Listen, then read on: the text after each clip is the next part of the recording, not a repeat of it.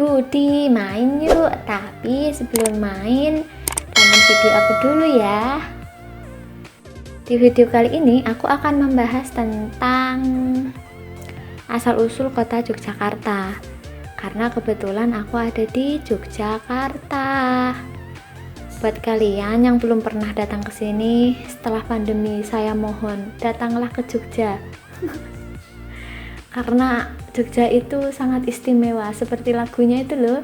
Jogja, Jogja, Jogja istimewa, istimewa orangnya. Lah pokoknya itulah lagu ini. Nah, di Jogja sendiri makanan khasnya itu ada gudeg, oleh-olehnya ada bakpia patok, tempat destinasi wisatanya itu ada banyak sekali. Ada pantai, ada gunung, ada taman-taman, Taman Sari itu termasuk di area keraton, tapi dijadikan tempat destinasi wisata gitu. Jadi kalian harus datang ke sini karena Jogja itu istimewa. Nah, di video kali ini aku akan membahas tentang asal-usul kota Yogyakarta. Lanjut aja ya, langsung ke asal-usul dari kota Yogyakarta itu sendiri. Berdirinya kota Yogyakarta berawal dari adanya perjanjian Giyanti pada tanggal 13 Februari 1755 yang ditandatangani Kompeni Belanda di bawah tanda tangan Gubernur Nicolaas Harting atas nama Gubernur Jenderal Jacob Moselh. Perjanjian Giyanti itu merupakan perjanjian antara VOC dengan pihak Kesultanan Mataram yang diwakili oleh Sunan Pakubuwono III dan kelompok Pangeran Mangkubumi. Nah, kalau untuk kalian yang ingin membaca tentang apa itu perjanjian Giyanti, dibahas juga di buku Babad Giyanti. Kalian boleh baca dulu bukunya kalau kalian memang suka membaca. Lanjut ya.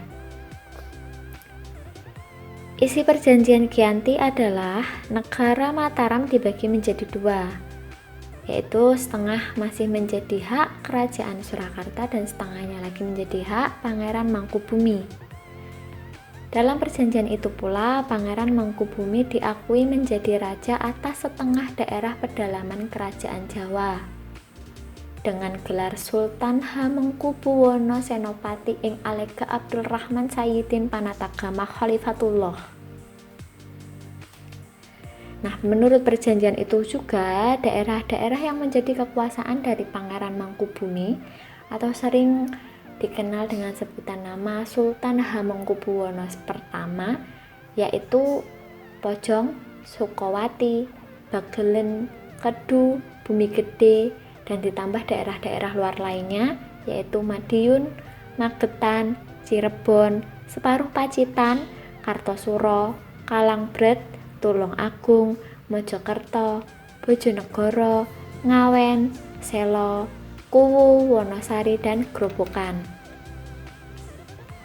Sultan Hamengkubuwono pertama segera menetapkan bahwa daerah Mataram yang ada di dalam kekuasaannya itu diberi nama Ngayogyakarta Hadiningrat dan beribu kota di Ngayogyakarta atau Yogyakarta.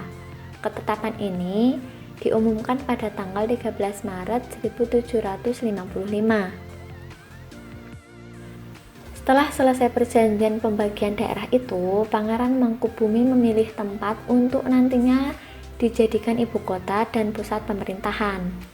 Nah, yang dipilih beliau merupakan suatu kawasan hutan dulunya yang disebut Beringin, di mana telah ada sebuah desa di suatu hutan itu yang bernama Pacetokan.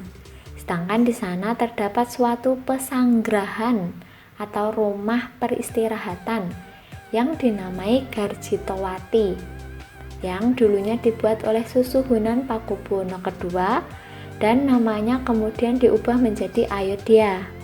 Nah, beliau atau sering disebut namanya Pangeran Notokusumo merupakan saudara dari Sultan Hamengkubuwono pertama itu sendiri gitu. Kemudian Sultan Hamengkubuwono pertama segera memerintahkan kepada rakyatnya untuk membabat hutan tadi itu untuk didirikan sebuah keraton nantinya.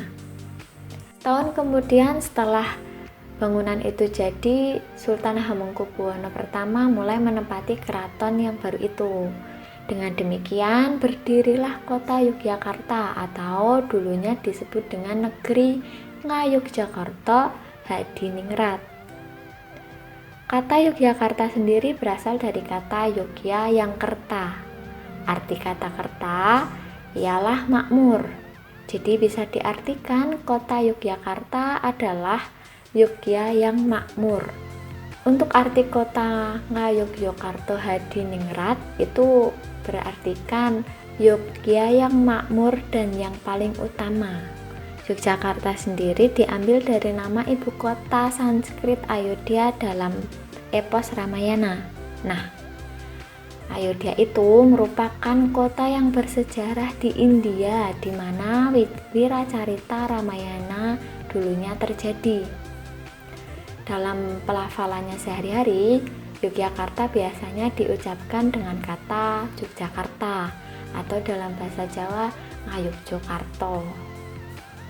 Nah, sebagai ibu kota provinsi daerah istimewa Yogyakarta, kota Yogyakarta memiliki beberapa sebutan nih, antara lain sebutan sebagai kota perjuangan, kota kebudayaan, kota pariwisata, dan yang paling terkenal yaitu kota pelajar. Nah, itu tadi merupakan asal-usul singkat dari kota Yogyakarta. Nah, dulunya Yogyakarta itu juga pernah menjadi ibu kota Indonesia pada tahun 1946 hingga 1950. Nah, setelah itu seperti yang kalian tahu, ibu kota Indonesia menjadi di Jakarta, seperti itu. Nah, itu pasti ada sejarahnya sendiri. Nah, sekian untuk video kali ini. Kalau kalian tertarik, kalau kalian belum pernah ke Jogja, setelah pandemi, kalau kalian punya waktu, segeralah datang ke Jogja, karena Jogja itu istimewa loh. Kalian bakal rugi kalau nggak pernah datang ke Jogja. Sekian video dari aku. Terima kasih sudah mau menonton. Jika kalian suka, like, subscribe, dan bunyikan loncengnya agar kalian tidak ketinggalan video-video terbaru dariku. Dan kalau kalian punya saran, boleh tuh komen-komen atau DM di Instagram aku yang ada di deskripsi box. Nanti aku kasih tahu apa Instagramnya ya. Thank you. Semoga kalian sehat-sehat selalu. See you and dadah.